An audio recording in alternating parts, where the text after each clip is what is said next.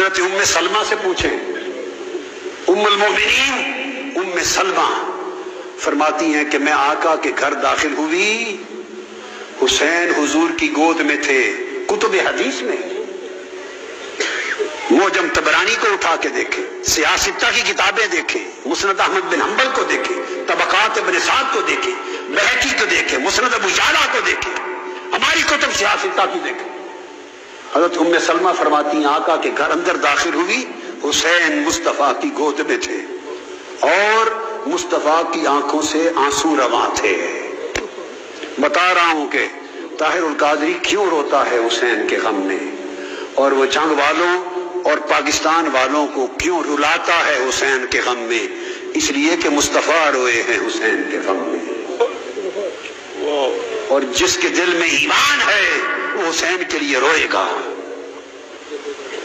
یہ رونا صبر کے منافی نہیں ہے، اگر اسے صبر کے منافی سمجھو تو دیکھو بات کہاں تک جا پہنچے گی۔ مصطفیٰ رو رہے ہیں۔ ام المومنین ام سلمہ فرماتی ہیں میں نے پوچھا یا رسول اللہ ما یبکی کا، آپ کو کس چیز نے رلایا ہے؟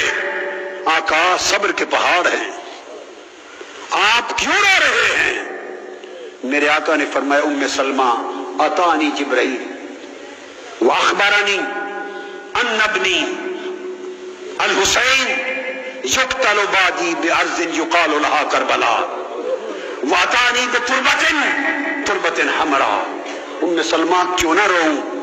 ابھی جبرائیل امین میرے پاس آئے اور مجھے جبرائیل نے خبر دی ہے یا رسول اللہ حسین سے آپ کو بڑی محبت ہے۔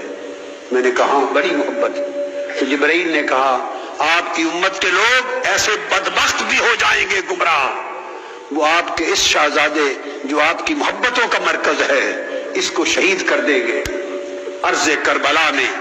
اور جبرائیل نے سرزمین کربلا کی مٹی لا کے مجھے دی ہے جہاں میرے حسین کا مقتل ہوگا۔ حضرت ام سلمہ رضی اللہ تعالیٰ عنہ فرماتی ہیں کہ آقا علیہ السلام نے وہ مٹی شیشی میں بند کر کے مجھے دے دی۔ فرمایا ام سلمہ اس مٹی کو سنبھال کے رکھ لینا، سرزمین کربلا کی مٹی ہے۔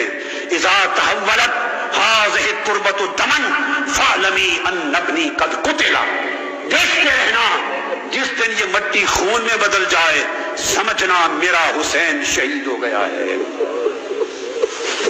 یہ بات بتاتے ہوئے مصطفیٰ رو رہے تھے۔ کیوں نہ روؤں غم حسین میں؟ امام خطیب بغدادی روایت کرتے ہیں کہ آقا علیہ السلام کی بارگاہ میں خطیب بغدادی روایت کرتے ہیں حدیث، کیوں نہ روئیں غم حسین میں؟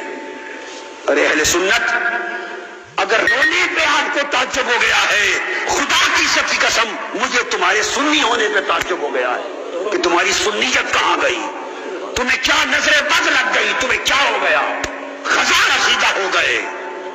سنیت نام ہے حب حسین، غم حسین کا۔ خطیب بغدادی روایت کرتے کہ آقا علیہ السلام کی بارگاہ میں ایک زانو پر حسین بیٹھے تھے، ایک پر آپ کے شہزادے ابراہیم بیٹھے تھے، بیٹا ابراہیم اور شہزادہ حسین، دو شہزادے بیٹھے۔ جبرائیل امین حاضر ہوئے، آ کے عرض کیا یا رسول اللہ صلی اللہ علیہ وسلم ان اللہ یقرئک السلام، اللہ پاک نے آپ کو سلام بھیجا ہے، اور اللہ پاک نے سلام کے ساتھ یہ فرمایا ہے میرے حبیب یہ دونوں شہزادے آپ کے ساتھ نہیں رہ سکتے، ایک دے دو ایک لے لو، ایک دے دو ایک رکھ لو، اور ایک کے بدلے دوسرے کا فدیہ کر دو۔ اللہ نے پیغام بھیجا ایک مجھے بھیج دو ایک خود رکھ لو۔ صحابی کہتے ہیں جب آقا علیہ السلام کو پیغام ملا کیوں نہ روؤں؟ فرماتے ہیں خدا کی قسم مصطفیٰ کی چشمان مقدس سے آنسو رواں ہو گئے۔ آپ نے ایک نگاہ حسین کو دیکھا تو رو پڑے، ایک نگاہ ابراہیم کو دیکھا رو پڑے، اور جبرائیل امین سے فرمانے لگے جبرائیل دیکھ اگر ابراہیم کو دیتا ہوں اللہ کے لیے، اگر ابراہیم کو دیتا ہوں اللہ کے لیے تو تنہا میں روؤں گا، تنہا میں رہوں گا، اور اگر حسین کو دے دیتا ہوں تو میں تو روؤں گا ہی، مگر میری فاطمہ بھی روئی۔ میں اپنا رونا برداشت کر سکتا ہوں، فاطمہ کا رونا برداشت نہیں کر سکتا۔ سو بلائے جبرائیل، میرا بیٹا ابراہیم لے جا اللہ کے لیے، حسین میں رکھتا ہوں۔ آقا رو رہے تھے۔ حضور سے محبت کرنے والوں کو غم حسین میں رونا ہوگا، غم حسین میں، یہ سنت مصطفیٰ ہے۔ پھر حدیث میں ہے، حضرت ام سلمہ روایت کرتی،